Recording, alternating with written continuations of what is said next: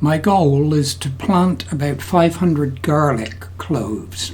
The area available is about 6 feet wide by 30 feet long. 5 feet wide allows for reaching into the planting from both sides to allow for weeding and scape harvesting.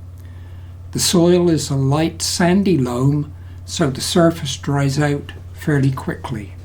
The first task is to dig over the area to a good 12 inches, burying weeds and roots from the peppers that were previously here, and leave the surface rough. Then after a few days, return on a sunny afternoon when the surface is dried out a little. Grab some bulbs from the previous harvest a few months ago and spend a few hours breaking out cloves ready to plant. Choose only the good fat cloves, leaving the thinner companions to be used up in the kitchen. Check that each clove is in fact one big clove and not two cloves which have failed to separate completely. Do this by looking at the base, which should have a single rooting circle. Tools required are a container for the cloves, a trowel, 2 pegs or sticks, and a couple of boards. The goal is to stand on the boards as much as possible while planting to prevent soil compaction. The boards will stand weight if about 2 inches thick. 2 by 6 is good material. The longer main board is the marker board, which has brass thumbtacks pressed into one edge at a spacing of 6 inches. These mark the place where the trowel is to be inserted to open the planting hole. Inevitably, some soil gets knocked onto the board as the planting proceeds, but if the soil is dry, the shiny tacks remain mostly visible and are easily swept clear. The main board is 6 inches wide, so the cloves will end up 6 by 6 inches apart.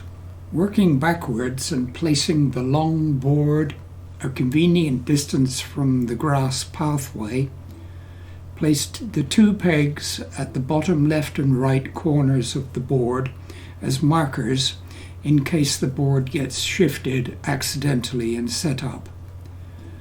Then move the short board behind the long board, stand on the short board, and pull the long board back until the pegs line up with the top of the long board.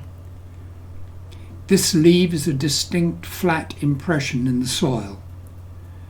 This impression is very useful when the planting is interrupted, since it shows how far the planting has progressed and where the next clove needs to be placed.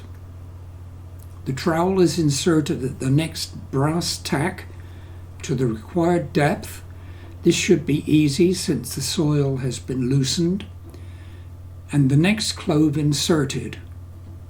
Working from left to right or right to left, standing on the long board, the disturbed soil in an otherwise flattened section will show where the next clove is to be placed. On completion of the row, move the board marker pegs, move the short board back, pull the long board into the next position indicated by the markers, stand on the long board, and planting proceeds as before. This method works for other materials such as bulbs. Suppress weed growth and help retain moisture by mulching the area as required. When holding the clove for insertion into the soil, note that the clove has 2 flat sides and a third rounded. With thumb against the rounded side and the 2 fingers against the flat sides, it is convenient to orient the clove at the bottom of the hole with the tip up. Please leave comments if you have a refinement or a different methodical process. Thanks for watching.